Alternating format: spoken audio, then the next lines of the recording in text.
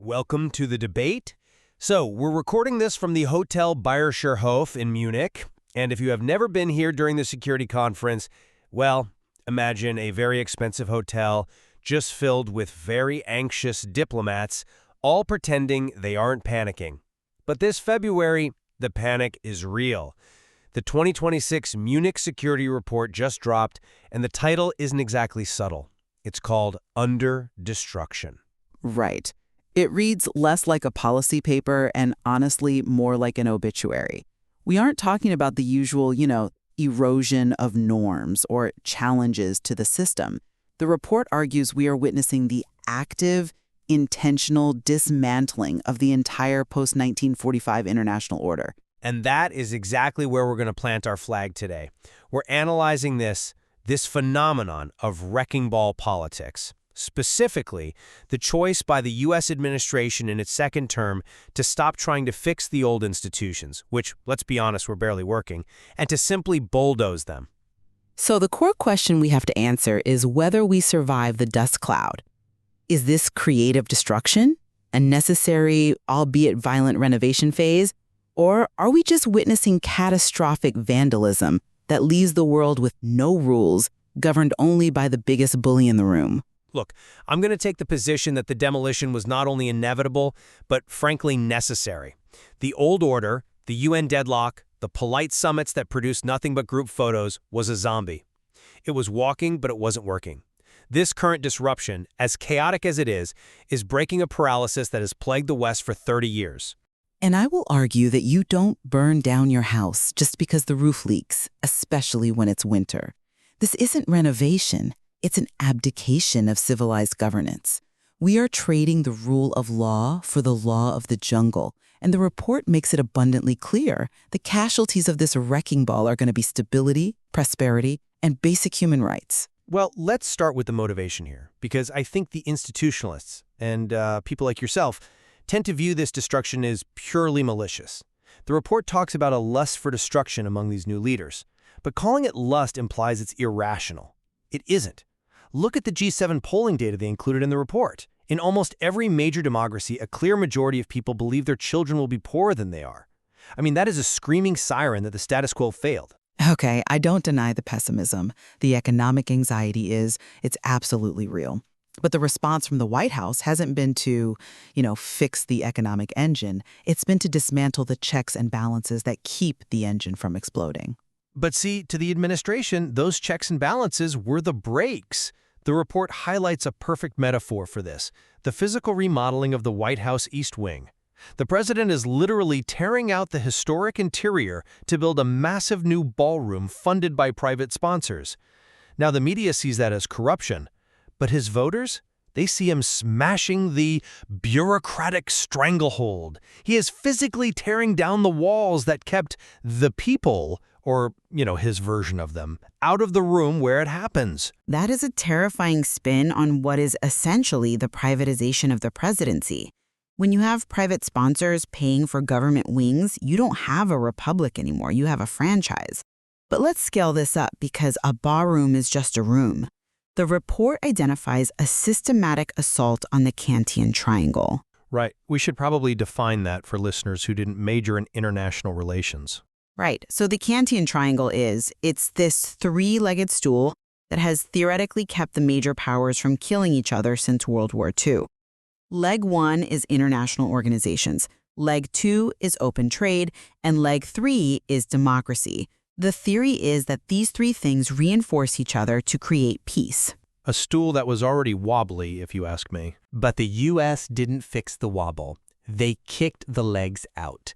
The administration has issued a memorandum to withdraw from 66 international organizations. 66. USAID is gone, the WHO, the Paris Agreement, abandoned again. This isn't trimming the fat. This is severing the nerves of global cooperation. When you remove the mechanisms that handle pandemics, climate change, and global hunger, you aren't disrupting bureaucracy. You are inviting chaos. Or you're cutting the cord on a system that had become a globalist charity racket that the U.S. taxpayer was funding with zero return on investment. That's the counterargument. You look at the withdrawal and see chaos. I look at the results and see clarity. So let's talk about the efficacy of this wrecking ball. For decades, NATO was a polite fiction where the US paid for everyone's dinner. We begged Europe to spend 2% of GDP on defense. They ignored us. Now, the threat of total US withdrawal, the wrecking ball, has done what decades of polite diplomacy couldn't. NATO defense spending targets are now hitting 3.5 to 5%. That isn't a strategic alignment. That is pure panic.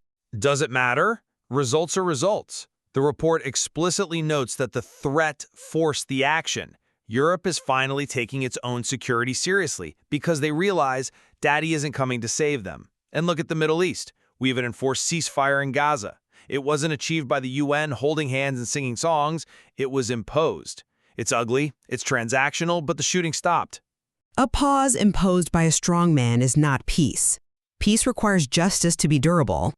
This is a victor's peace that will likely collapse the moment the pressure is off.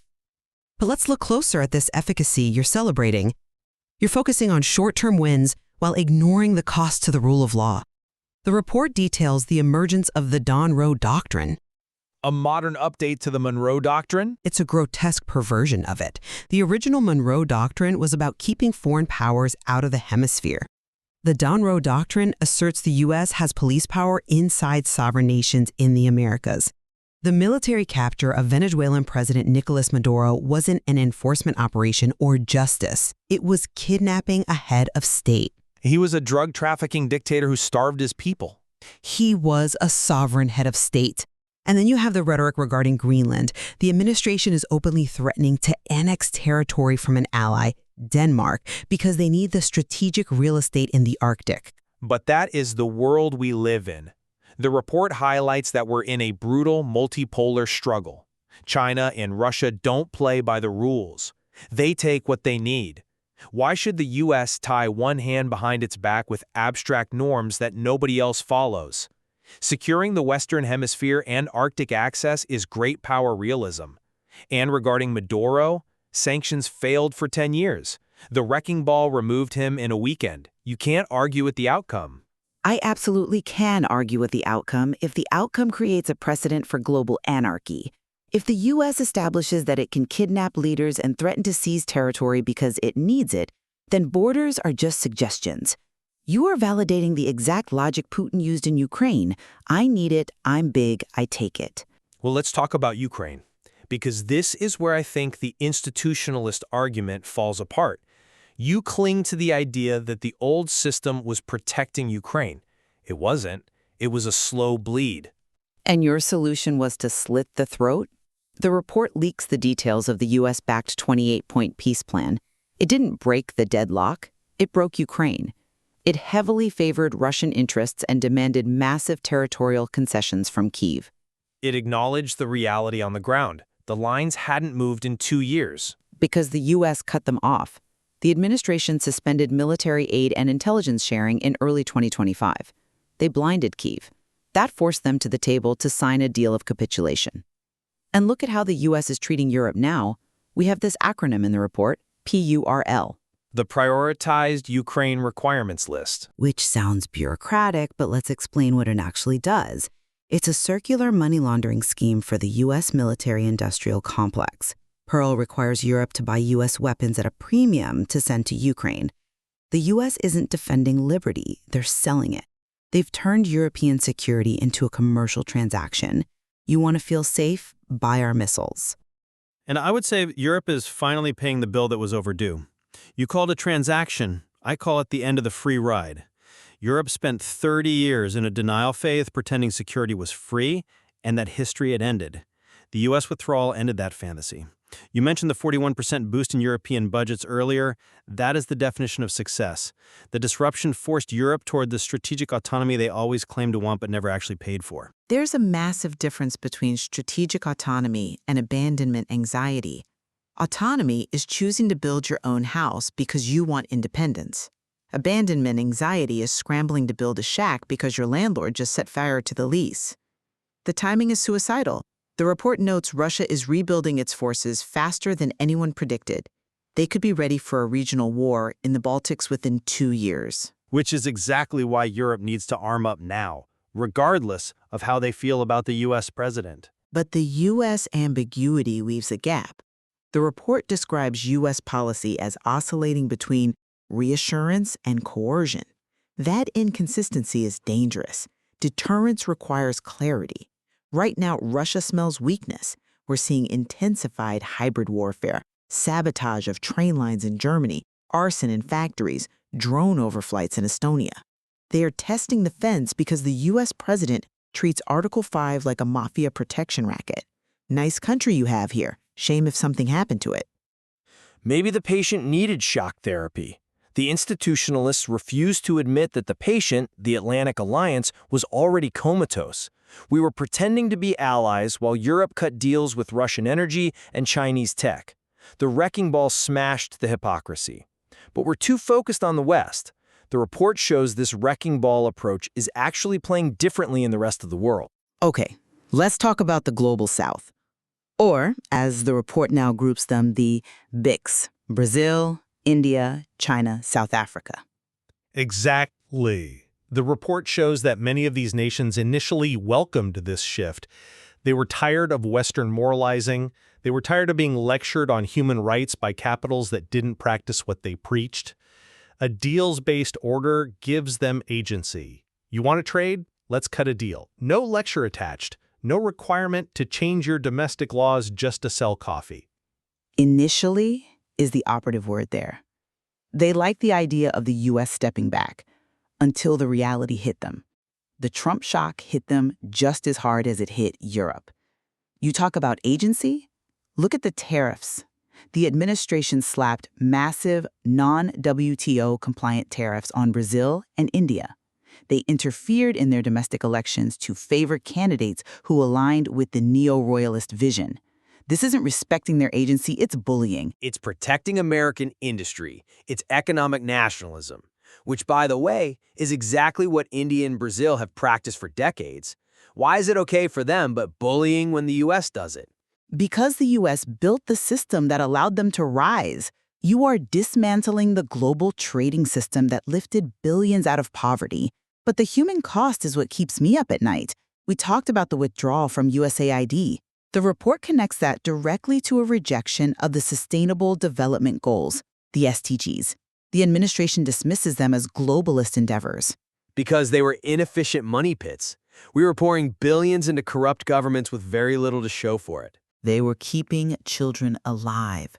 We are talking about basic vaccinations, clean water initiatives, hunger relief. The report projects a rise in global child mortality for the first time in this century.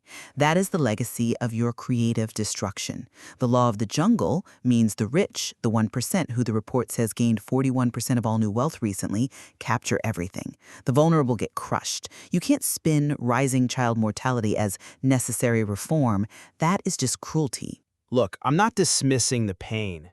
Systemic shifts are violent. They always have been. But we have to look at the alternative. The alternative was a slow, agonizing decline where we pretended to solve problems while the world burned.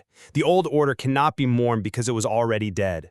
It failed to stop the Ukraine war initially. It failed to stop the climate crisis. It failed to address inequality. So because the fire department was slow, you burned down the station? No, you accept that the station has collapsed. We accept the site has been cleared. Europe is arming. The global South is navigating its own path. The U.S. is acting like a normal nation-state, prioritizing its own interests, not a messiah trying to save the world. This shock therapy forces everyone to stand up on their own feet. It's a hard reset, but it's a reset. But I see no blueprint for what comes next. That is my fundamental issue. The demolition men, and let's be honest, they are mostly men, have torn down the house, but they didn't hire an architect for the new one. The report concludes we are left with instability, the normalization of conquest, look at Ukraine and Greenland, and the disintegration of the West as a normative concept. We aren't building a new reality. We're reverting to a pre-1945 darkness. And I would argue we are finally facing the world as it is, not as we wish it to be. The pre-1945 world was the reality of history. The last 80 years were the anomaly. That is a terrifying thought. If the last 80 years of relative peace were an anomaly, and we are actively choosing to end it, then God help us all. It's a reality we have to navigate. We can't put the toothpaste back in the tube. The world is, as the report says, under destruction. The question is no longer, how do we stop it, but what do we build from what's left? My fear is that by the time we decide to build, there won't be enough solid foundation left to hold anything up. We're celebrating the hammer while forgetting that we live in a glass house. That is the gamble. But doing nothing was a guarantee of failure. At least now, the pieces are in motion. Let's hope we survive the motion. Indeed. That's the reality of the Munich Security Report 2026. The wrecking ball is swinging, and it's up to you to decide if the debris becomes a foundation or a tomb. Thank you for listening. Good night.